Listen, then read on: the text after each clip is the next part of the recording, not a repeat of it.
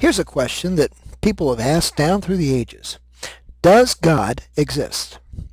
Well, to talk about this and answer this, I want to ask you to consider examples of several things that we take for granted every day in order to illustrate the premise of a simple question. First of all, if I were to drop a book, what do you think would happen? If I were to drop a piece of paper, what do you think would happen? If you jumped into a mosh pit and no one catches you, what do you think will happen? Well, the answer is, in all cases, everything will hit the ground due to the law of gravity. We call this natural law. Natural law is about what things always do. And if you think about it, inanimate objects obey the natural law 100% of the time. And most animals do too. Here's another question to think about. If you were to look in your mailbox, what is it that appears in that mailbox? Well, the answer would be letters.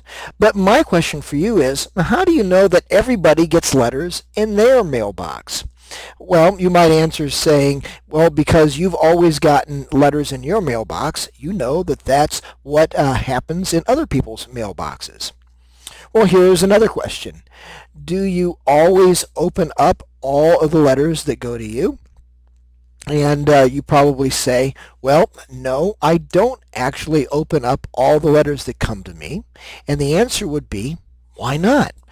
Well, an answer that you might give is, because I know that some of them are just junk mail. And I know that I don't need to worry about them because there's nothing that's going to be of interest to me in those at all. Here's one other set of questions I'd like to ask you before I tie all this together. In the picture that you see here, who is this guy? Well, if you've been around for the last 25 years or so, you probably know that his name is Darth Vader. What does Darth Vader represent? Well, we pretty much know that he represents evil. He represents the dark side.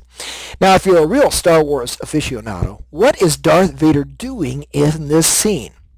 Well, that's right. He's reaching out to his son, Luke Skywalker, and he's asking him to come join me, join the dark side. But seriously, who goes around saying, I'm on the dark side, come join me? Another question is to ask, how does Darth Vader even know that he's on the dark side? You know, as far as he's concerned, it's the dark side, it's evil, it's bad, it's wrong, but what's the point? And so we see here that Darth Vader knows that there's a moral law. He knows that there's the difference between right and wrong. And so the question then becomes, how is it that we know about this moral law? Another thing to realize is that no one obeys the moral law all the time. In fact, some people hardly obey it at all. The thing of it is to think about here is that how do we even know that there is this difference between right and wrong?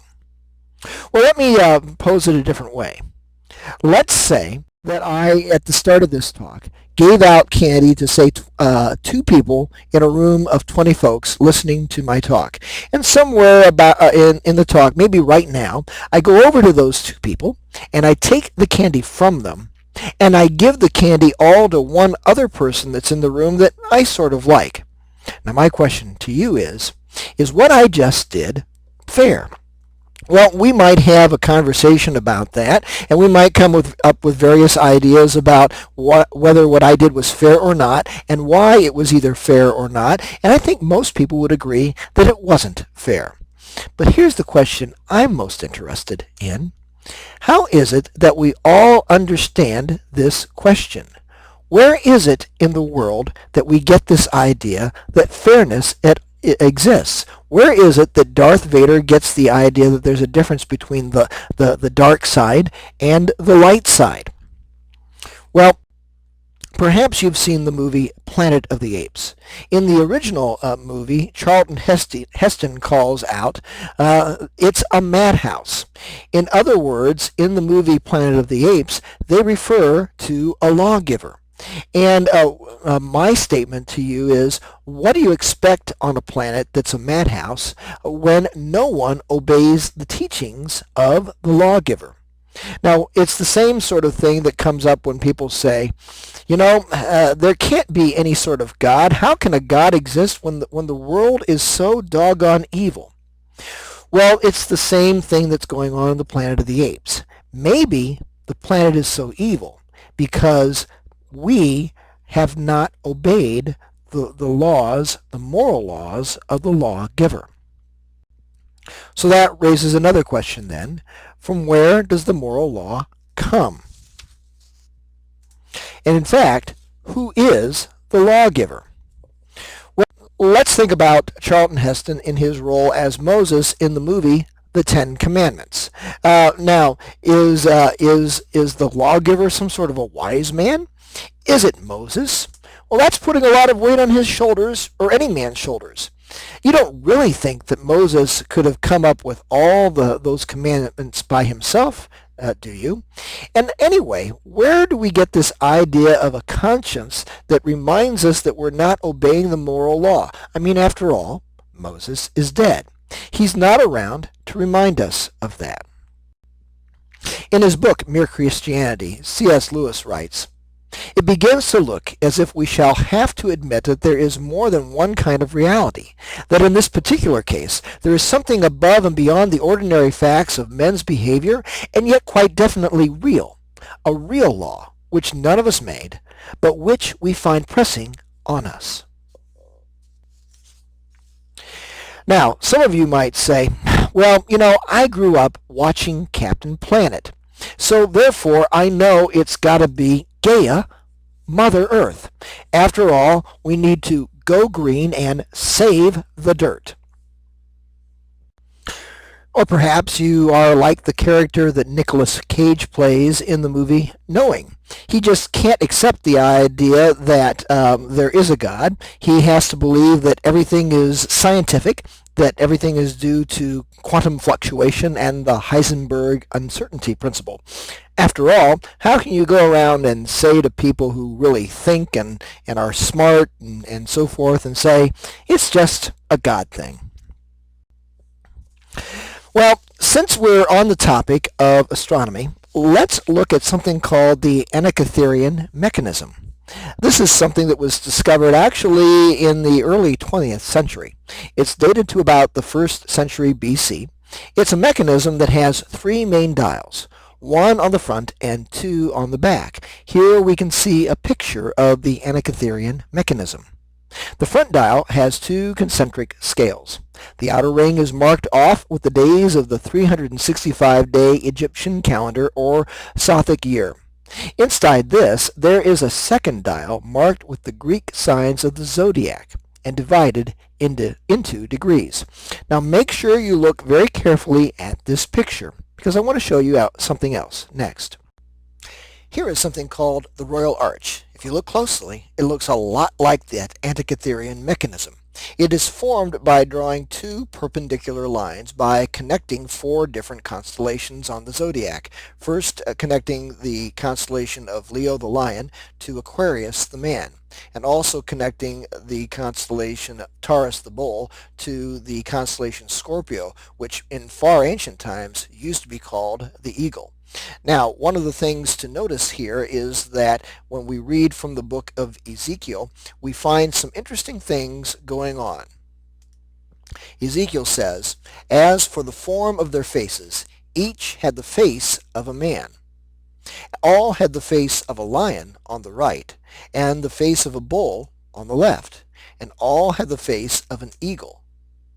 So we see then that throughout the Bible there is this sense that astronomy makes a lot of sense. And as we read things, as in this case from Ezekiel 1:10, we see how God has used the heavens to tell his story. In fact, we read in Romans from the Apostle Paul, For the wrath of God is revealed from heaven against all ungodliness and wickedness of those who by their wickedness suppress the truth. For what can be known about God is plain to them, because God has shown it to them. Ever since the creation of the world, his eternal power and divine nature, invisible though they are, have been understood and seen through the things he has made. So they are without excuse. For though they knew God, they did not honor him as God or give thanks to him, but they became futile in their thinking, and their senseless minds were darkened. Well, here in North America, especially in the United States of America, we no longer look at the night skies to see God's revealed truth. However, what we do in our culture is we can discover truth at the movies if we pay attention. In the movie I Am Legend, one of the characters says, things are quieter now. If we just have to listen. If we listen, we can hear God's plan. So we can take this idea and we can expand it to other movies. What messages of God's truth can we hear if we pay attention and listen to God's plan? Well, perhaps you've seen the movie and the TV series, The Highlander. If you think about it, you must choose between two masters, God or Satan. After all, as they say in the movie, in the end, there can be only one. Remember the movie and the TV series, The X-Files? Well, just remember, when you see a Jesus freak standing in the field, the truth is out there. In the movie, The Passion of the Christ, there's a scene where Jesus is talking to Satan. Well, I'm sure you realize what Jesus was saying as he was speaking with Satan in the Garden of Gethsemane. That's right.